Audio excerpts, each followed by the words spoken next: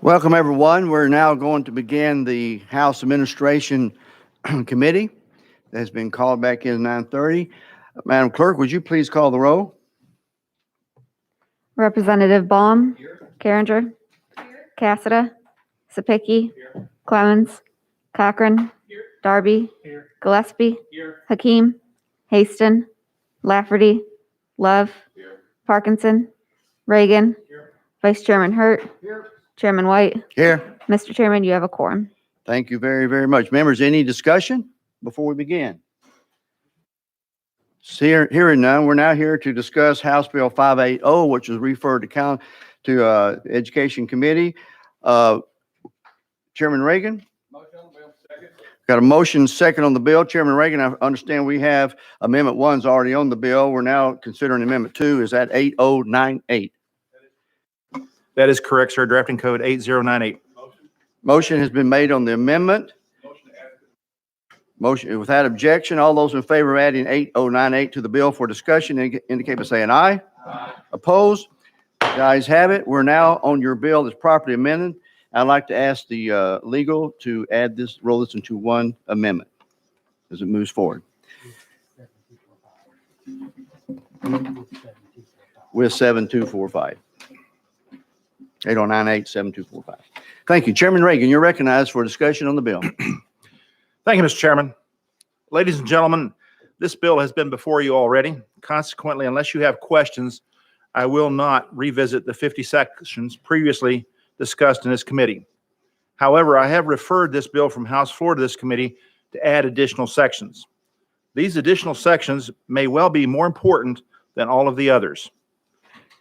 Today, subversive factions are seeking to undermine our unique form of government of the people, by the people, and for the people. These seditious charlatans would, if they could, destroy our heritage of ordered individual liberty under the rule of law before our very eyes. Disingenuously, these conniving hucksters masquerade as noble champions of the oppressed. Regrettably, they have successfully hoodwinked a number of our fellow citizens into becoming what Lenin called useful idiots. These sincerely misguided, useful idiots have unwittingly succumbed to the idea that there are only three classes of people. These classes are victims, oppressors, and self-appointed guardians of equity who will beneficently help victims defeat oppressors. These guardians and useful idiots assert victimhood is solely the function of group identity based on race, sex, lifestyle, ethnicity, etc. Likewise, they maintain only two things are required to be an oppressor. Firstly, an oppressor becomes one merely by being a member of a non-victim group. Secondly, even if a former part of a victim group, one becomes an oppressor by deceitfully betraying victim status and achieving success through merit and hard work. Moreover, regardless of their starting station in life, effort, talent, skill, or achievement, oppressors are irrevocably guilty of unearned privilege. Furthermore, a victim can never escape their foreordained status without help from champions and useful idiots through government intervention. Similarly, even if their circumstances are worse than any member of a victim group, an oppressor can never atone for the guilt of privilege. Lest you think we don't have this problem in Tennessee, listen to the following quotes from an email forwarded to me concerning a 7-year-old girl in Williamson County after a discussion in public school on principles such as I just described. The little girl told her mother, "I'm ashamed that I'm white." The daughter then asked her mother, "Is there something wrong with me? Why am I hated so much?" The 7-year-old is now in therapy. She is depressed. She doesn't want to go to school, her mother says. The mother goes on, she is scared to death and has even had thoughts of killing herself. Again, we're talking about a 7-year-old child. These email quotes illustrate eloquently why I have proposed this amendment to the language of House Bill 580. Some mistakenly believe that people should be treated differently based on the color of their skin or their national origin.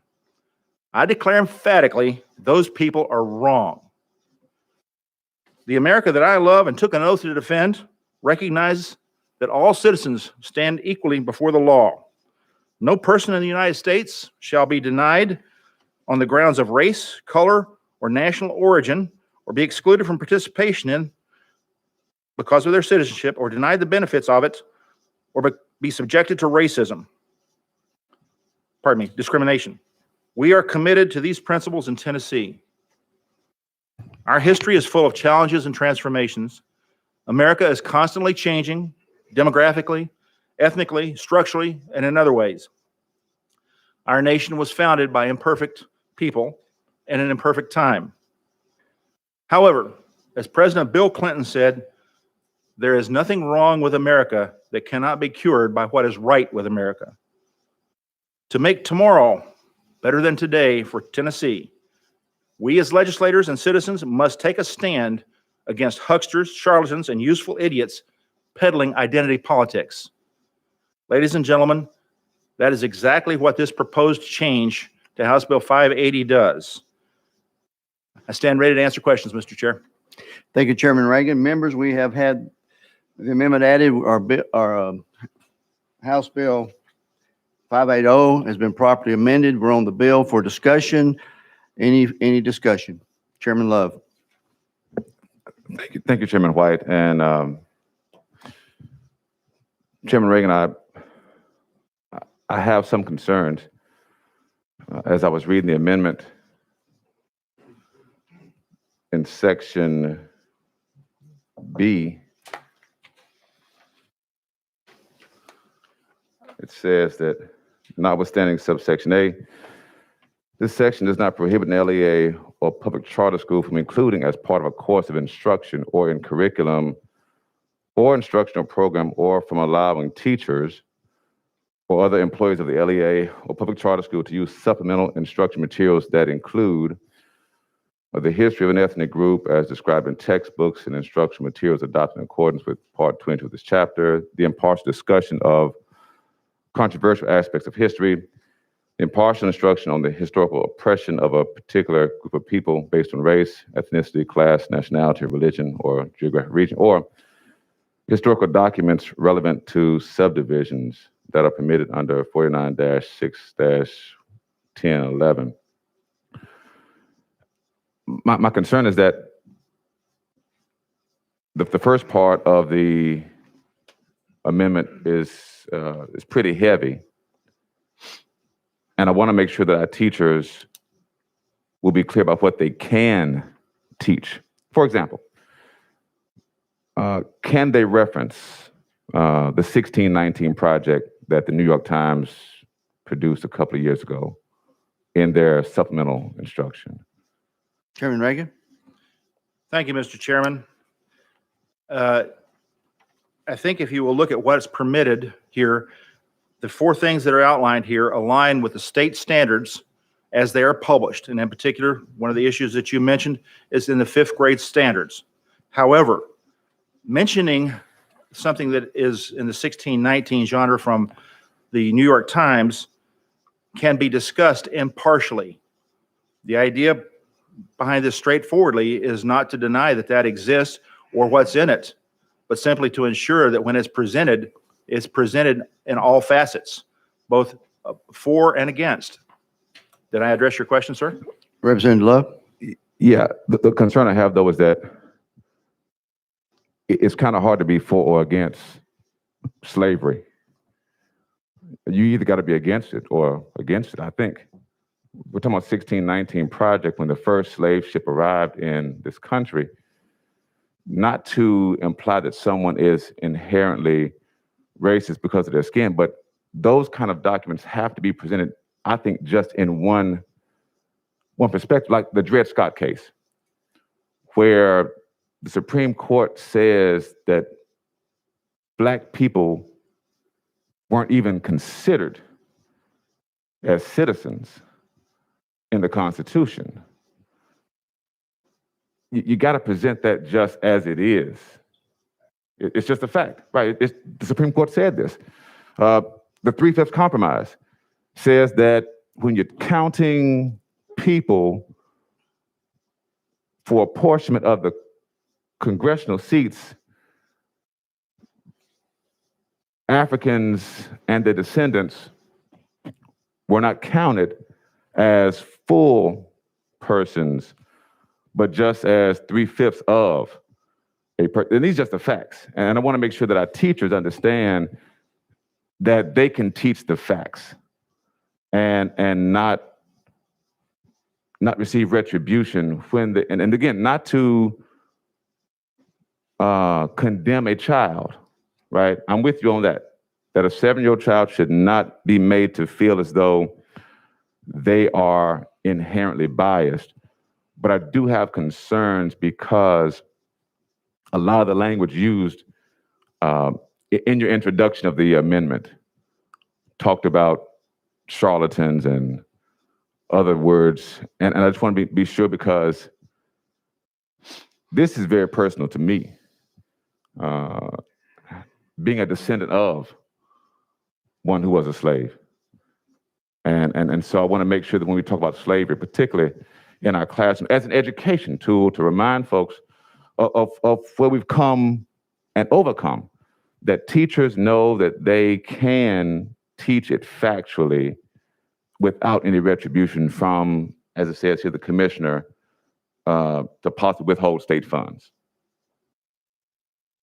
Chairman Reagan? Thank you, Mr. Chair. And again, I would refer you to our state standards, which the research analysts for this committee kindly forwarded to me. They are mentioned from K all the way through 12 concerning the issues you have brought up. Teachers are expected to teach those standards. Those standards refer specifically to the kinds of things you have mentioned. The idea behind this, by saying that it's impartially presented, or should be, is to make it truly educational, as in not favoring one side or the other. I personally agree with you that slavery is abhorrent and should never have been countenanced. But as a historical fact, it was, and indeed, in places in the world where I have served in the military, it is still countenanced. It's still abhorrent. But we, as Tennesseans, should not allow the presentation of historical fact to be shaded by someone's personal opinion who's presenting that information. Indeed, our standards do require, and again, I would refer you to our research analyst who can give you the website. Our standards do require that this be addressed, and it be addressed impartially. This bill is simply re-emphasizing what should be already in the case. Representative Love, you have a follow-up? Just one follow-up. What prompted this particular, was it the situation with the child that prompted this amendment? Chairman Reagan. Thank you, Mr. Chair. And the answer to your question straightforwardly is that was one of the things. That was one email. I received quite a number. That particular issue is very poignant, though, and it illustrates the point directly and straightforwardly. So the answer to your question is yes. Okay, thank you, Mr. Representative Hakeem. Thank you. Representative Hakeem, you're recognized. Thank you, Mr. Chairman. Chairman Reagan, in your purview or your perspective, is the way history is taught now, is that sufficient? Chairman Reagan. Thank you, Mr. Chairman. And I would have to defer on that because I have taught as a substitute teacher in school and in fact taught some history, but not the entire course, only various pieces. So I'm not qualified to say as it's taught now. I will address the issue as the standards are in place now. I think history is adequately addressed. The question becomes, are those standards being followed and in fact adhered to? And the email that I just quoted from indicates that it may not be the case. So this bill is timely in that respect. Representative Hakeem. Thank you, Mr. Chairman. Chairman Reagan, I do think words matter. And the characterization of persons who present a piece of history that we may not find appropriate, you know, in a sense of speaking, it's like calling them out of their names, some of the things I've heard this morning. And let me ask you, I'm trying to see if it's in the amendment, Are you saying to us that what is called systemic racism does not exist in America? Chairman Reagan. Thank you, Mr. Chairman. And Representative Hakeem, this bill does not address systemic racism per se. It addresses teaching Tennessee standards. Having reviewed those standards most recently, just this morning before I came to committee, the term systemic racism is not mentioned anywhere in any of the standards that I read, all the way from K through 12. This bill does not mention it. Therefore, I would maintain that that is a topic outside the discussion of parameters of this bill. Follow up. Thank you, Mr. Chairman. I know you won't agree, but I think that's avoiding the question, which is how history is being taught. What is being taught? Does it give a true picture of history of America? And there are those, and I'm among them, who feel that systemic racism is real in America. Now, that systemic racism doesn't say the people of America are bad. We're talking about the systems within our government, within our communities. Let me ask you, when you talk about oh, I'm sorry, Mr. Chairman. You're recognized. Okay. When you talk about history being, how it's being taught, should we accept history, I'm gonna use the term, as it is, or is it something different when you say, I can't remember the exact wording, I think it's like pitting one group against the other. I mean, I don't see holding against a group of people what we'll say ancestors may have done. But the reality is that people have benefited from that. Do you see that as inappropriate, to being taught the standards within our system? Chairman Reagan, and let me remind we have a hard break at 10 o'clock, and so I want you to keep your questions and answers succinct and on point. Chairman Reagan. Thank you, Mr. Chair. Directly to your point, sir, we have a textbook commission that reviews the textbooks that are proposed. Our State Board of Education takes the recommendations, approves those textbooks that must be in accordance with the standards that are set by the State Board of Education, which in turn are set with the assistance of our own Department of Education, which we in the General Assembly have full authority to weigh in on if we choose. This committee, I hope, has taken the time to review those standards as they exist. The standards that you're talking about, sir, for history are very clear. They address the good, the bad, and the ugly, in my opinion, and they do so impartially, and that's what this bill demands. I do not think that the issue that you have raised is inappropriate, but within the standards that we have in this state, that term is not mentioned. And I would submit to you that if you want to change that, you should probably go to the State Board of Education. One follow-up. Yes, sir. Yes, sir. That's all I need. Just a brief statement. I guess as an example of how, without saying it, our system has allowed one group to be perceived as superior and one inferior. I'm a member of the Christian church, like many of you, but I remember growing up, and when I looked at God, he didn't look like me. And I think that some people interpreted that is that they were better because they looked like God, and some people who look like me did not. And I think that is one of the things that should be cleared up by history, by standards, by what we teach. Thank you, Mr. Chairman. Okay, we have Representative Parks, and then I'm going to Chairman Sapicki. Representative Parkson. Thank you, Mr. Chairman. Chairman Reagan, under this amendment,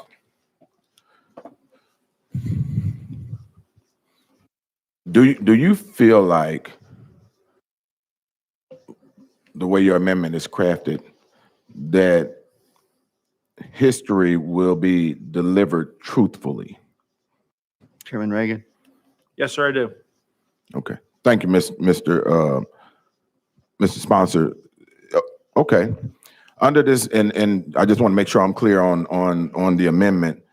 Under this amendment, it says that when you teach these things, they have to be taught impartially. I guess balanced. Would that be a better word for it?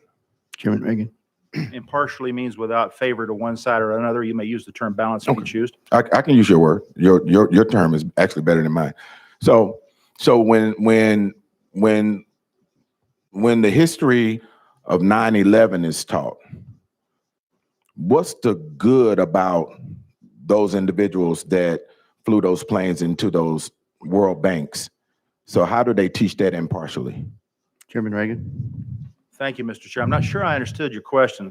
The fact of the matter is I view all human beings as being created in the image and likeness of God. Those who flew those planes were as well. From that standpoint, that's the only good. Their deeds, their actions resulted in the death of nearly 3,000 Americans, and also created a situation where we went to war with Iraq and Afghanistan and thousands more died.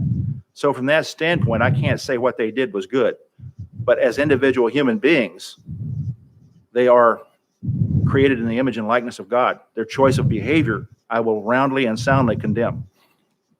Representative Parkinson. Thank you, Mr. Chair. So, Mr. Sponsor, so as a teacher, or if you were a teacher, or I'm a teacher teaching that, then we are to say that they were created in the image of God, just like us.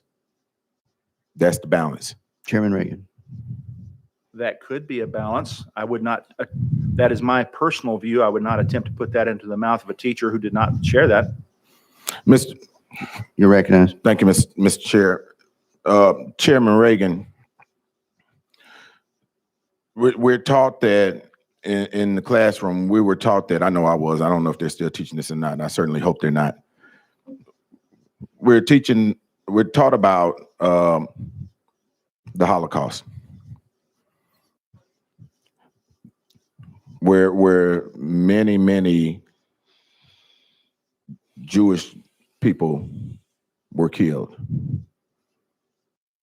How do we teach that impartially? What's the good about those that acted in the Holocaust?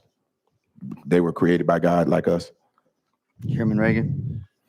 Thank you. That would be one avenue to approach that. I would also mention that we need historical impartiality or balance. Not only were up to 6 million Jews slaughtered in the Holocaust, but an equal number of Poles or residents of Poland were as well. And so from that standpoint, history requires us to cover all of it. The actions of those people who sanctioned the Holocaust and in fact carried it out are reprehensible. There's no way to describe that. They were human beings. They have value as human beings, but I condemn their behavior unequivocally. You may follow up. Thank you, Mr. Chair. And I just want to be clear on what you're saying. So those individuals that flew the planes into the World Trade Center had value.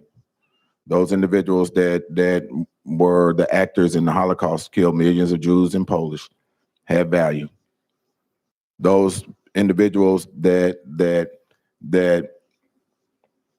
acted in the slave trade and that killed millions of black people, had value.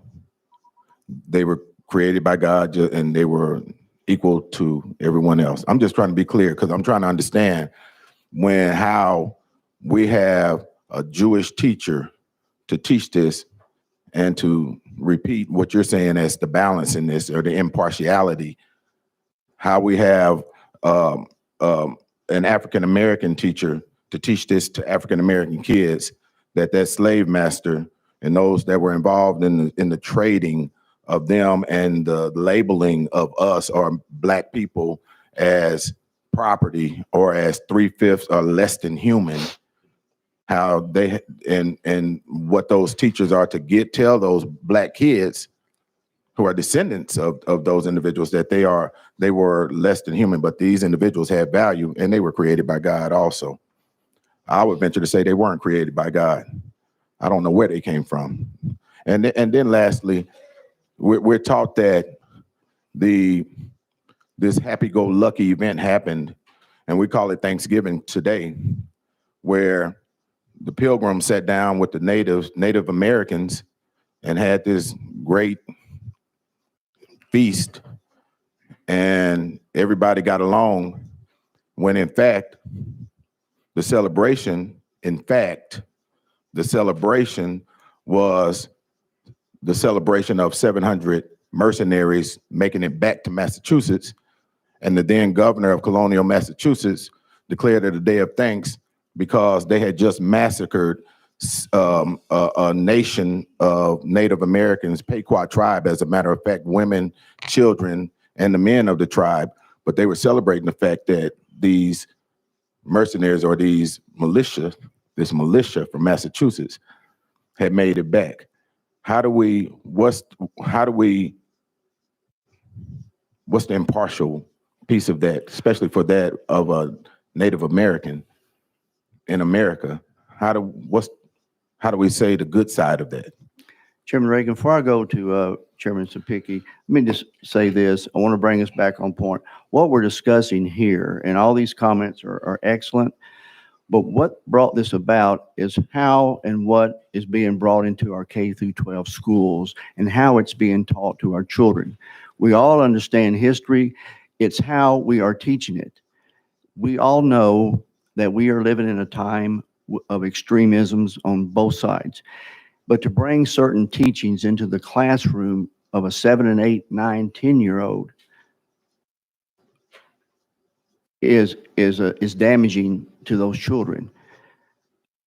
All of our children do not grow up in great homes with a mother and a father who can teach them the lessons that they should know. So that's why we're here to talk about what we as a state and as a legislative body have to have the responsibility to determine what comes into our state and how it's taught. And that's why we're here. One follow-up, then I'm going to go to Chairman Reagan. Thank you, Mr. Chair. And I hate the fact that you're rushing me, so I'll direct my question to you, Mr. Chair, based on the comments that you just gave. I understand that we're here to decide how we teach, what we teach to our children. The what we teach to our children, Mr. Chairman, should be only the truth. That's the what we should teach to our children. Anything other than the truth we shouldn't even be having a conversation about. But what we have been teaching to our children is a lie. For all of the years that I've been in education and today, when I go and speak to the Black children in the schools of Shelby County, and I explain to them the real truth about these things that are being taught to them, many of them come up to me and say, they are not teaching us that in school. And I know they're not teaching you that in school. But under this amendment, the real truth about George Floyd is not going to be taught. And that's a historical event. The real truth about Thomas Jefferson and about George Washington and others who were slave owners also, and how they thought, what they thought about breeding, how you can breed the bad effects of Africans out of Africans is not being taught. Yeah. Okay, And so what I'm speaking, Mr. Chairman, to truth. If we're going to talk about what should be taught, then it should be on truth, Mr. Chair. Okay. Thank you for your comments, Chairman Sapicki. Question's been called on the bill. Any objection to the question being called? I do have 3 hands, so we will. We're voting on previous question, although. Roll call vote on the previous question or on the bill? Roll call vote on any vote, all votes. Second that motion. Okay, clerk, would you call the roll on the previous question? The question has been called to cut off debate. Call the roll on the previous question. Representative Baum? Carringer? Representative Carringer? Yes. Cassada? Yes. Sapicki? Yes. Clemmons? Cochran? Yes. Darby? Yes. Gillespie? Yes. Hakeem? No. Haston? Yes. Lafferty? Yes. Love? No. Parkinson? No. Reagan? Yes. Vice Chairman Hurt? Yes. Chairman White? Yes. 11 ayes, 4 noes. Previous question prevails. We're now back on the bill as properly amended where the question's been called on the bill. You may call the roll, Madam Clerk, on the bill. Representative Baum? Yes. Carringer? Yes. Cassada? Yes. Sapicki? Yes. Clemmons? Cochran? Yes. Darby? Yes. Gillespie? Yes. Hakeem? No. Haston? Yes. Lafferty? Yes. Love? No. Parkinson? No. Reagan? Yes. Vice Chairman Hurt? Yes. Chairman White? Yes. 12 ayes, 3 noes. Bill moves out to calendar and rules, 580. Thank you, committee. We are now, without objection, adjourned. Subject to the call of the chair.